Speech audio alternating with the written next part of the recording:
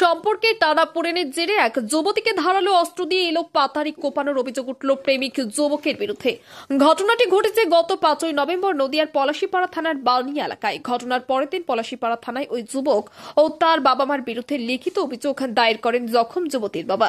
অভিযোগের ভিত্তিতে তদন্তে নেমে গতকাল রাতে নাকাশীপাড়া থানার বেথুয়া ডহরি এলাকা থেকে অভিযুক্ত যুবক ও তার বাবাকে গ্রেপ্তার করে সোমবার আদালতে পেশ করে পুলিশ। পুলিশ সূত্রে জানা যায়, নভেম্বর মাসের 5 তারিখ রাতে ওই যুবতী শৌচকর্মের জন্য ঘর থেকে বাইরে বেরিয়েছিলেন। অভিযোগ, সে সময় সম্রাট দাস নামের এক প্রতিবেশী এক যুবক ধারালো অস্ত্র নিয়ে তার উপর অতর্কিত হামলা চালায়। যুবকের ধারালো অস্ত্রের আঘাতে রক্তাক্ত অবস্থায় মাটিতে লুটিয়ে পড়েন ওই যুবতী। ঘটনাটি দেখতে পেয়ে আক্রান্ত যুবতীর মা ও পরিবারের লোকজন অভিযুক্ত যুবকের পরিবারের কাছে বিষয়টি জানাতে গেলে তাদের উপর চড়াও হয় যুবকের বাবা মা। এরপর ঘটনার পরের দিন 6ই নভেম্বর অভিযুক্ত সম্রাট দাস ও তার বাবা মায়ের নামে পলাশীপাড়া থানায় লিখিত অভিযোগ দায়ের করেন আক্রান্ত যুবতীর পরিবার। ঘটনার পর এলাকা ছেড়ে পালিয়ে যায় অভিযুক্ত যুবক ও তার বাবা। অভিযোগের ভিত্তিতে তদন্ত শুরু করে গতকাল রাতে পার্শ্ববর্তী নাকাশীপাড়া থানার বেথুয়া ডহরি এলাকা থেকে সম্রাট ও তার বাবাকে গ্রেপ্তার করে পুলিশ এবং জিজ্ঞাসাবাদে পুলিশের কাছে নিজের অপরাধের কথা স্বীকার করে নেয় অভিযুক্ত যুবক। পাশাপাশি দীর্ঘদিনের প্রণয় গঠিত সম্পর্কে টানাপোড়েনের কারণে মূলত ওই যুবতীর উপর ধারালো অস্ত্র নিয়ে হামলা চালিয়েছিল বলে স্বীকার করে অভিযুক্ত যুবক। তদন্তের স্বার্থে সোমবার ধৃতদের দেহটো আদালতে পেশ করে 5 দিনের পুলিশ হেফাজতের আবেদন জানায় পলাশীপাড়া থানার পুলিশ। আমাদের কাছে 6/11/2025 তারিখে একটা অভিযোগ হয়। সেই অভিযোগ যে দিয়েছিলেন তার নাম রবি দাস, তার বাড়ি বার্নিয়া।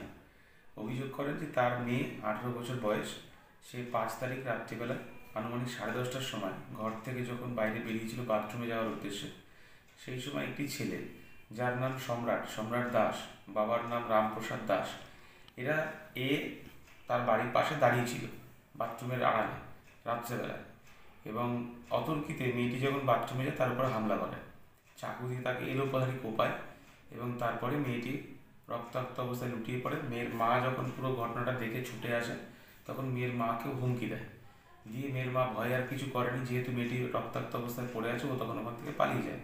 এই ঘটনাটা যখন ওর বাড়ির লোককে ওরা জানায়, ওর বাড়ির লোকও ছেলেটিকে সাপোর্ট করে এবং এদেরকে আবার মারধর করে, হুমকি দেয়। এই নিয়ে আমাদের কাছে একটা অভিযোগ হয়। অভিযোগ পাওয়ার পরে আমরা তদন্ত শুরু করি, কেস স্টার্ট হয় এবং তদন্ত করতে গিয়ে যেটা দেখি যে মেয়েটির সঙ্গে ছেলেটির পূর্বগত পরিচয় ছিল এবং সেখান থেকে মেয়েটির সঙ্গে ছেলেটির একটা সম্পর্ক গড়ে ওঠে। এই সম্পর্কে টানাপোড়েন বহুদিন ধরেই চলছিল। সম্ভবত মেয়েটি বেরিয়ে আসতে চাইছিল রিলেশন থেকে, ছেলেটি ছাড়ছিল না মেয়েটিকে, এবং সেদিন ও আগে থেকেই অনেক প্রি প্ল্যান্ড এবং শান্ত মাথায় মেয়েটিকে বড় কোনো ক্ষতি করবে বলেই ও ওত পেতে বসেছিল ওর বাথরুমের পাশে রাত্রেবেলায়। মেয়েটি যখন বাথরুমে যায় তাকে একা পেয়ে প্রথমে চাকু দিয়ে এলোপাথারি কোপায়। মেয়েটি প্রচণ্ড রক্তাক্ত জখম হয় এবং হাসপাতালে ভর্তি হয়। এখন আপাতত সুস্থ আছে একটু। তো তদন্ত চলতে গিয়ে আমরা যখন পুরো এভিডেন্সগুলো কালেকশন হয় আমাদের কাছে, তারপরে আমরা গতকাল রাত্রে ছেলে এবং ছেলের বাবা, ছেলেটির নাম সম্রাট এবং ছেলের বাবার নাম রামপ্রসাদ দাস, এই দুজনকে আমরা অ্যারেস্ট করি।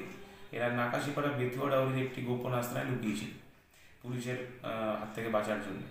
গতকাল আমরা অ্যারেস্ট করি, আজকে আমরা এদের কোর্টে পাঠাবো এবং এদেরকে আমরা পিসি রিমান্ডে নেব, কারণ যে অস্ত্রটা দিয়ে এরা হামলা করেছিল ছেলে, সেই অস্ত্রটা আমাদের উদ্ধার করার দরকার আছে কেসের তদন্তের স্বার্থে। এবং অলরেডি আসামি প্রাইমারিলি আমাদের কাছে কনফেস করেছে তার ভুল, এবং সে যে অন্যায়টা করেছে সেটা সে কনফেস করেছে।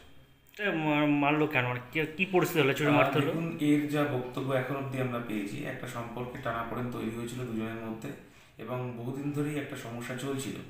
ছেলেটি চেয়েছিল এই সমস্যাটা পুরোপুরি সমাধান করতে এবং তার জন্য এই পথ বেছে নেয় যে মেয়েটিকে দুনিয়া থেকে সরিয়ে দেবে।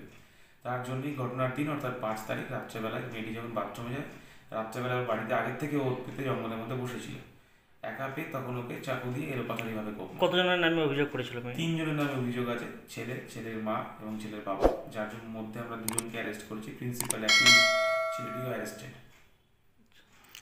কতদিনের পুলিশ হেফাজত চাইছেন? আমরা 5 দিনের রিমান্ড চাইছি, আমরা যার মধ্যে অফেন্ডিং ওয়েপনটা রিকভারির চেষ্টা করব।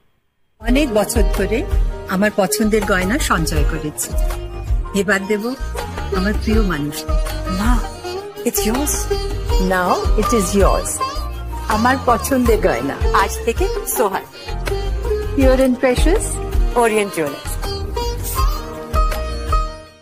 যদি এখনও আমাদের খবরের দর্পণ চ্যানেলটি সাবস্ক্রাইব না করে থাকেন তাহলে এখনই সাবস্ক্রাইব করুন, সঙ্গে বেল বাটনটি ক্লিক করুন আর পেয়ে যান সব খবরের দ্রুত ভিডিও আপডেট।